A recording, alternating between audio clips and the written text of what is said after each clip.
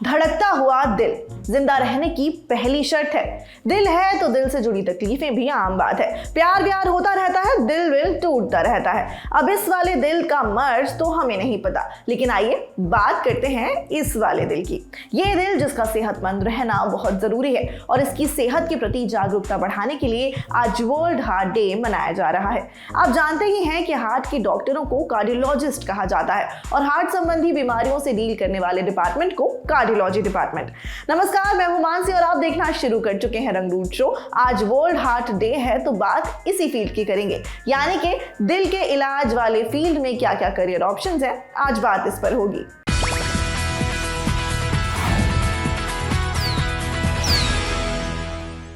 Heart से जुड़ी समस्याएं पिछले कुछ दशकों में दुनिया भर में बढ़ी हैं, पर कोरोना महामारी के बाद ये और ज्यादा हो गई हैं। कई स्टडीज ने ये साबित किया है कि कोविड के बाद से अचानक दिल का दौरा पड़ने से मौत के मामले बढ़े हैं। सबसे पहले देश में कार्डियोलॉजी डिपार्टमेंट की क्या स्थिति है, इसमें कितना स्कोप है, ये समझिए एम्स भोपाल के कार्डियोलॉजी डिपार्टमेंट के एचओडी डॉक्टर योगेश नरवरिया से। विश्व में कार्डियक बीमारी के कारण जो मौतें होती हैं वो सबसे ज़्यादा होती हैं। मतलब WHO की लिस्ट में यदि सब हाईएस्ट किलर हैं तो वो कार्डियोवैस्कुलर डिसीजेज हैं। इंडिया भी इससे अछूता नहीं है।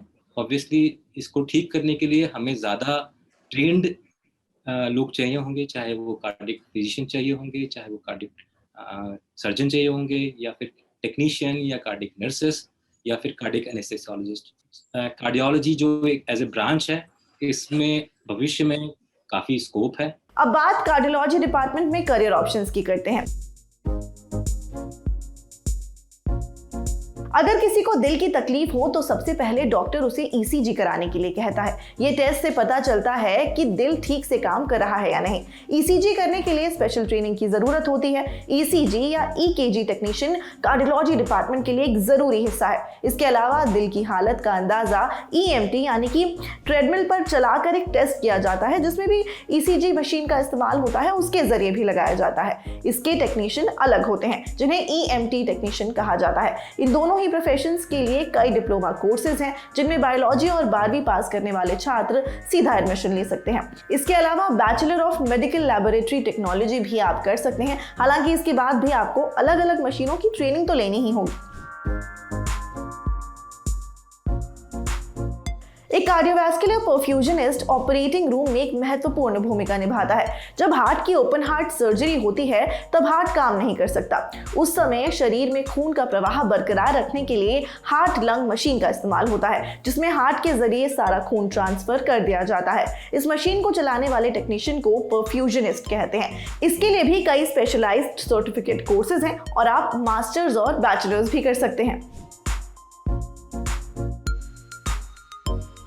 रेस्पिरेटरी थेरेपिस्ट ऐसे पेशेंट्स के साथ काम करते हैं जिन्हें सांस लेने में समस्या होती है। यदि किसी को हार्ट अटैक आता है तो उस स्थिति में डॉक्टर्स की टीम में एक रेस्पिरेटरी थेरेपिस्ट भी शामिल होते हैं, जो ये सुनिश्चित करते हैं कि जिस समय मरीज का इलाज चल रहा हो तब उसकी सांस ठीक से चल रही हो और उसे ऑक्सीजन लेने में कोई तकलीफ ना हो। यदि मरीज स्टेबल नहीं होता तो रेस्पिरेटरी थेरेपिस्ट और स्पेशलिस्ट डॉक्टर मिलकर उसे सांस लेने में मदद करने के लिए बाईपैप या फिर वेंटिलेटर पर लेने का डिसीजन लेते हैं। ये कार्डियोलॉजी के अलावा भी अन्य डिपार्टमेंट में काम कर सकते हैं।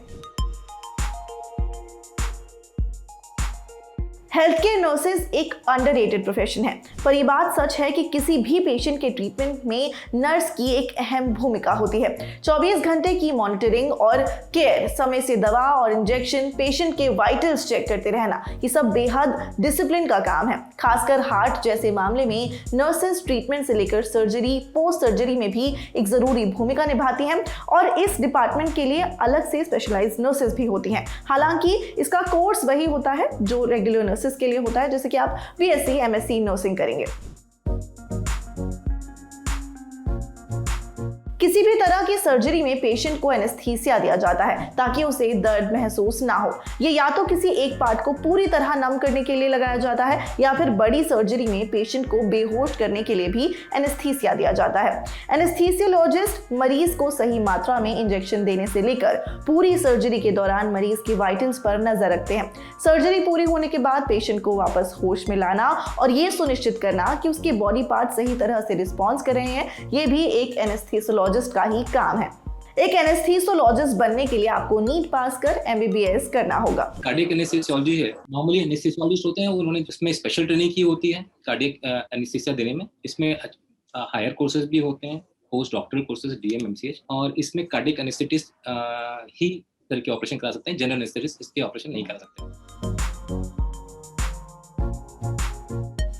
हार्ट सर्जरी, सुना है ये बेहद संगीन और काफी कॉम्प्लिकेटेड होती है। इसके लिए स्पेशलाइज्ड हार्ट सर्जन होते हैं। Heart blockage, bypass surgery, heart में छेद को ठीक करने जैसी तमाम जिम्मेदारियां हार्ट सर्जन के कंधों पर होती हैं। सुनिए, आजकल कार्डियोलॉजी और कार्डियक सर्जरी जो है उसमें भी काफी स्पेशलाइजेशन हो गया है।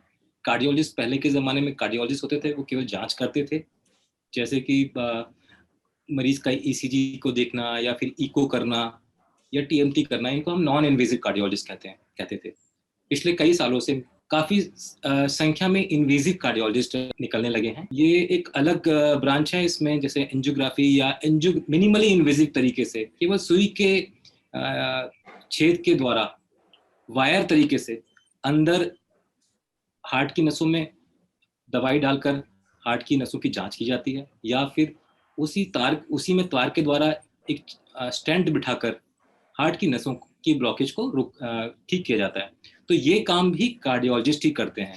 दूसरा होते हैं कार्डियक सर्जन, जो कि चीरा लगा। कई सारी ऐसी बीमारियां होती जिसमें मिनिमली इन्वेजिव तरीके से इलाज नहीं कर सकते, तो ऐसे केस में बाईपास भी करना पड़ता है, या फिर हार्ट के वाल्व को बदली करना है तो उसको हार्ट को खोल के ऑपरेशन करना पड़ेगा। ये सब काम जो है कार्डियक सर्जन करते हैं। सबसे पहले MBBS करना पड़ेगा सभी को, चाहे वो कार्डियक सर्जन हो चाहे वो कार्डियोलॉजिस्ट हो। MBBS के बाद PG एंट्रेंस एग्जाम होता है। हमारे पास ऑप्शन होता है कि हम मेडिसिन साइड चूज करें या सर्जरी साइड चूज करें। मेडिसिन साइड चूज करने वाले लोग होते हैं MD मेडिसिन करते हैं। सर्जरी साइड वाले जो है वो MS सर्जरी करते हैं। 3 साल का कोर्स और होता है MBBS के बाद MD या MS, जो कि फिर से एक नए एंट्रेंस के द्वारा होता है। MD मेडिसिन का 3 साल का कोर्स करने के बाद फिर एक और एंट्रेंस होता है जिसको हम बोलते हैं DM या MCH एंट्रेंस एग्जाम। तो जो MD मेडिसिन किया जिन्होंने किया होता है वो लोग DM कार्डियोलॉजी कर सकते हैं या फिर DNB कार्डियोलॉजी भी कर सकते हैं। इसी तरह से जिन्होंने MS किया है वो MCH कार्डियक सर्जरी या फिर MCH DNB कार्डियोथोरेसिस सर्जरी कर सकते हैं। तो एक तरह से देखा जाए तो करीब एक कार्डियोलॉजिस्ट को बनने में या फिर एक कार्डियक सर्जन को बनने में 10 से 11 साल का समय मिनिमम लगता है। इसके अलावा हार्ट फिजिशियंस भी होते हैं जो कि दिल से जुड़ी जो भी दवाइयां हैं, अगर आपको दिल की परेशानी है तो कौन सी दवाई आपको लेनी चाहिए उस मसले पर आपकी मदद करते हैं। तो दिल के डिपार्टमेंट में सबसे ज़रूरी प्रोफेशन के बारे में आपने जान लिया। आपका इसमें से क्या चुनने का मन है हमें कमेंट्स में बताइएगा। आप सबको हैप्पी वर्ल्ड हार्ट डे। अपने दोनों दिलों का ख्याल रखिए और चैनल को सब्सक्राइब कर लीजिए। देखते रहिए रंगरूट।